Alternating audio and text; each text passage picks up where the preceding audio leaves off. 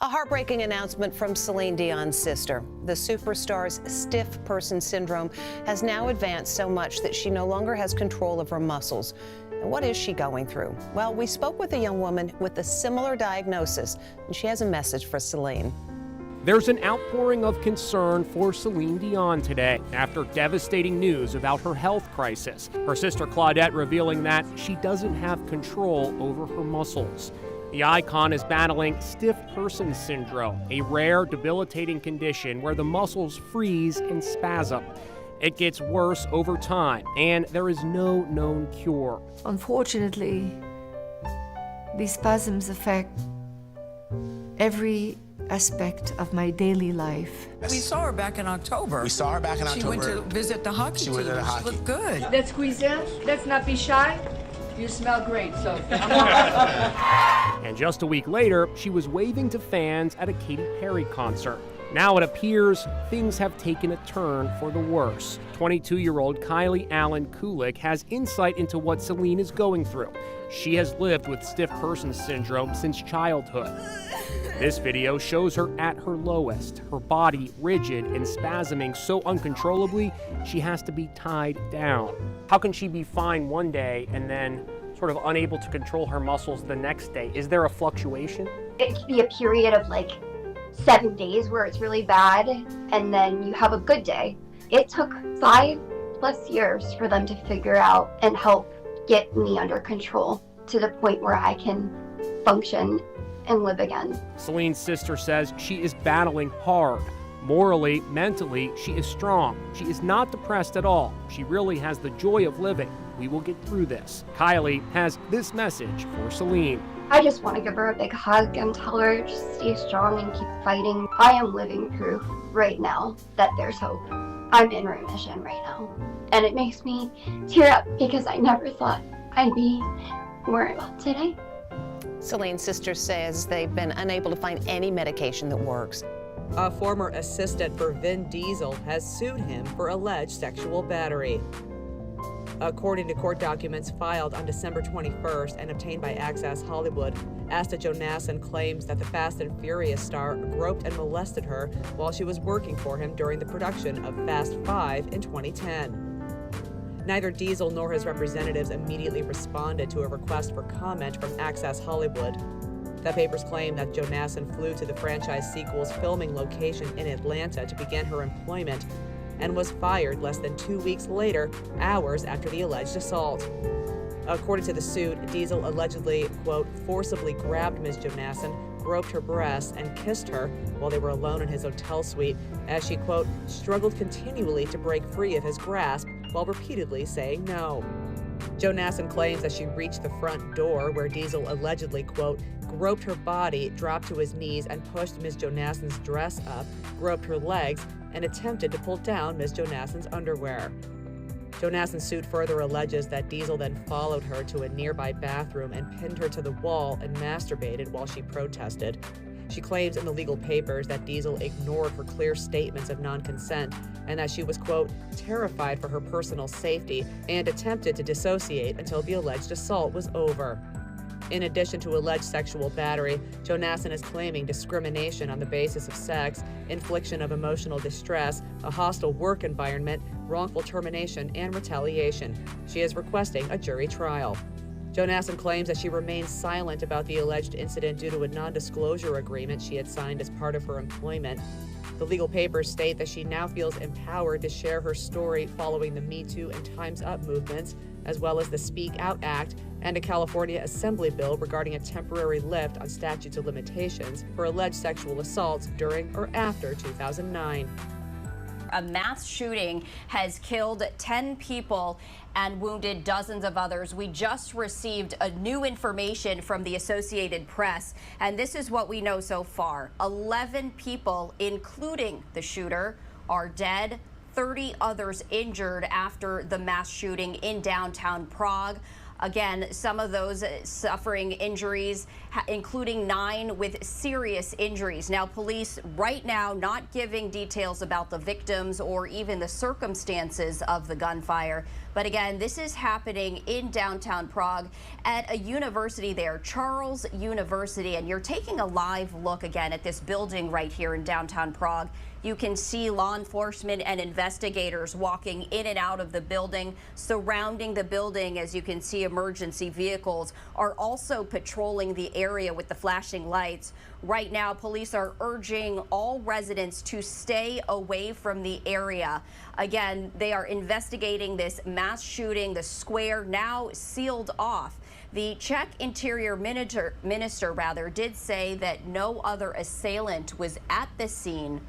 Again, urging people to cooperate with police as they continue to investigate exactly the circumstances leading up to this mass shooting. According to the Associated Press, and again, this is information that they just released to us, a witness at a gallery, which is also located in the square, told Czech public television that he saw from a window a person who was shooting from a gun toward a nearby bridge, which is across the river. Again, this information coming to us from the Associated Press. The Prime Minister now canceling his scheduled events. He's headed back to Prague after a mass shooting in downtown Prague killed 10 people, injuring about 30 others. The person who started shooting is also dead, according to Czech police. We are continuing to receive new information into our Live Now from Fox newsroom. We will bring all of those live updates to you on this breaking news. But again, you are taking a live look at the scene in downtown Prague after a mass shooting killed 10 people, wounded 30 others. The shooter also dead. A grim new accounting of the toll of the war between Israel and Hamas within Gaza. 20,000 people have been killed since the start of the war, according to Gaza's government media office. That includes 8,000 children and 6,000 women, with an additional 6,700 people still missing. And there are tense negotiations underway today at the United Nations, which is set to vote on a new ceasefire resolution after being postponed yet another day. NBC News foreign correspondent Molly Hunter has more on all of this. Molly? As sirens sounded in Tel Aviv this morning, according to our team there on the ground, the U.S. is still pushing for talks, according to President Biden. According to John Kirby, they are very serious. But this comes as Hamas just released a statement that they will not engage in any talks about hostage releases until an agreement on a comprehensive ceasefire. Take a look. This morning, the U.S. pushing for a truce so more hostages can be released, but no deal yet. And now new revelations about those Israeli hostages killed by the Israeli army ramping up the pressure. The Israeli military now revealing the 3 men who were shot by Israeli soldiers while waving a white flag actually escaped from Hamas 5 days earlier, surviving on their own. Now there's unreleased video, the Israeli military says, from a military dog at the scene in the Shujayin neighborhood of Gaza City. The GoPro recorded the hostage's voice. Avi Shamir is the father of 26-year-old Alon, previously told Hallie Jackson he wanted to see the video. And I asked the IDF investigators to see the movie, if there is any movie. I know it's supposed to be somehow filmed. The Army Chief of Staff said on Hebrew TV last night the IDF protocol does not allow soldiers to open fire at anyone that raises a white flag. The IDF is responsible for what happened. And last night, Iris Haim, the mother of 28-year-old Yotam, another one of the killed hostages, granted her forgiveness in a voice note widely published in Israeli media, blaming Hamas. "I love you all," she says to the battalion in the recording. "I know what has happened is not your fault." And as anger grows at Prime Minister Netanyahu's government, Secretary of State Blinken stands firmly by Israel. I hear virtually no one saying, demanding of Hamas that it stop hiding behind civilians, that it lay down its arms, that it surrender. But today, the 2 million civilians inside Gaza continue to bear the brunt of this grinding war. Our NBC News team on the ground as drone strikes hit Rafah. It was meant to be safe. Displaced from his home in the north, this man asks, where is safety? Mustafa Hussein tells our team, these are all civilians. I came to find a bite of bread to eat. And this little girl says, I want to go home. I want to kiss my mom. Also this morning, the WHO inside Gaza is raising the alarm about the lethal combination of infectious diseases and malnutrition right now in Gaza. People are dying of treatable diseases, and the WHO says there are no fully functioning hospitals in the Strip. I'll send it back to you. We're heading to Sudan because we are going to get the latest on developments there. This is a desperate situation. The healthcare system on the brink of collapse. This is after the country's second largest city was captured by forces fighting against the army. Now, Wood Madhani had been seen as a safe haven, frankly. Well, not now. The paramilitary Rapid Support Forces, or RSF, have taken it. There have been reports of summary executions, sexual violence, other abuses too by the RSF. The first 6 months of this conflict, UN estimates more than 9,000 people were killed. 6.7 million people are believed to have been displaced, both internally and externally. 4.9 million people are at risk of extreme hunger, and 25 million are in need of humanitarian assistance. For more on this now, we can speak to Jonas Horner, Sudan analyst, former Deputy Director of the Horn of Africa at the International Crisis Group. Thank you very much for coming on the programme. Thanks for having me. Just give us your assessment of where things stand today, a continuing deterioration.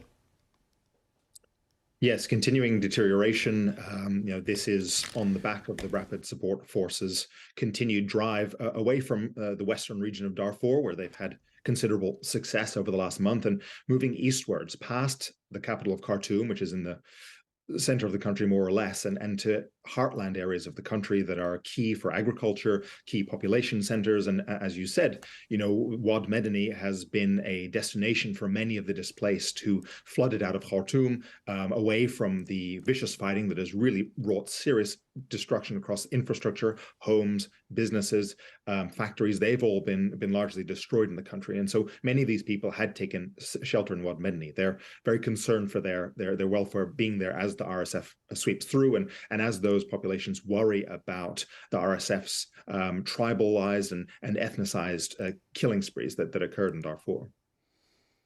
And what's the kind of international response or international solution here? Well, in practice, there hasn't been a great deal of pushback, and there hasn't been a great deal of intervention in this conflict. There have been attempts by the US and the Saudis at a forum in Jeddah, which has unfortunately failed several times over. The regional forum, IGAD, have a current attempt to bring about a ceasefire underway. But unfortunately, both sides seem to seek a military outcome here, and so they're focused on that. But I must say that the last maybe 2 weeks or so have perhaps changed an equation for many of the stakeholders, both in Sudan and outside of Sudan, given the RSF's rapid ascent and rapid ability to move across Sudan's landscape, successfully taking all of these towns. Ideally, we would really like to see the US and the UK and the EU approach some of the benefactors of these two militaries and have them intervene to sort of halt fighting on their behalf. What's your, I suppose, assessment of the chances of that? What's your level of optimism, hope? Low. Sudan, especially even after its quite spectacular start, this conflict in Sudan really didn't garner that much attention. Certainly thought, it sort of was filed away below other conflicts, even in the region, below places like Ethiopia, which had a recent devastating conflict, but also Ukraine and now more recently Gaza. And so the bandwidth internationally to pay attention to what is a genuine humanitarian disaster and has real repercussions for the region and geopolitics and the Red Sea. We've seen a task force set up to address Red Sea security just this week. But all of these things are issues that Sudan touches on. And I would suggest it is to the detriment of the international community that they continue to not give enough attention to this country. Okay, Jonas Horner, thank you very much for coming on the programme. Thank you. Thank you. Meanwhile, U.S.-China trade tensions are sparking once again. The U.S. considering raising tariffs on Chinese electric vehicles. This according to the Wall Street Journal, trying to limit reliance on China's EV industry and shield domestic production. Meanwhile, China moving ahead with banning exports of certain rare earth metals, potentially making it harder for the U.S. and other Western nations to boost their supplies of tech and industry-critical metals and minerals. Joining us now is Bloomberg's Brendan Murray. And I'd love your take, Brendan, on how much of an escalation some of what we're hearing is. The latest headlines coming out fast and furiously, one now saying that the U.S. is planning to gather intelligence on Chinese chip makers. Yeah, exactly. I think today's news is a good reminder that the U.S.-China trade war has kind of fallen off the front pages, but it never really has gone away. China came out today with what seems like an incremental step to protect exports of rare earth technologies, not the rare earths themselves. The U.S., it's reported, as you mentioned, is considering raising tariffs on Chinese electric vehicles. There already are tariffs on Chinese EVs in the U.S. That's why the market isn't flooded with those products like they are in Europe. But it's just a good reminder that these trade war sort of skirmishes can flare up at any time, and particularly the Biden administration is under a lot of pressure from Congress right now to get tough on China.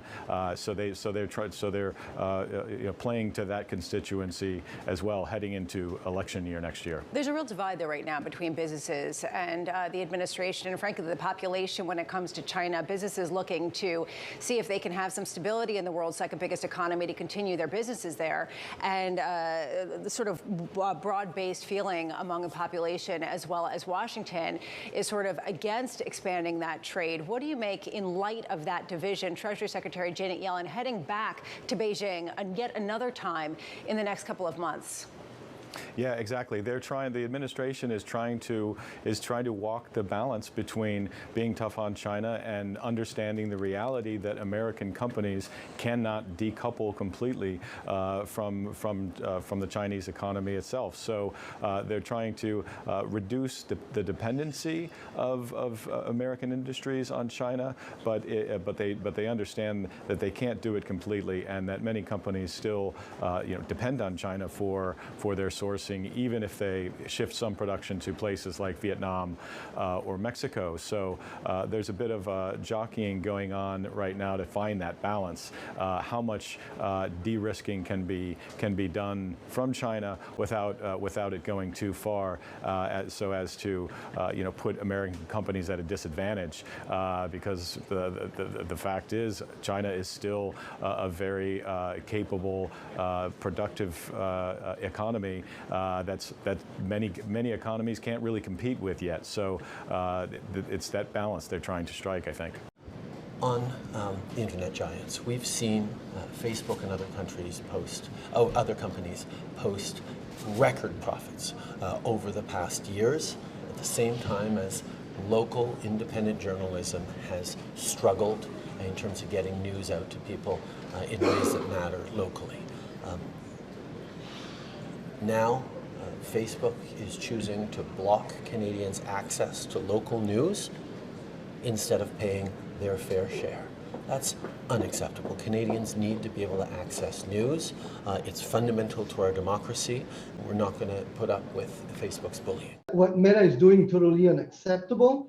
And I warned them during the conversations in the past of the risk of blocking news. We've seen what happened in Australia. I told them this could happen here. They said that it would be different. It is not different. So I'm asking them to go back on their decision and allow people to have access to news and information in Canada.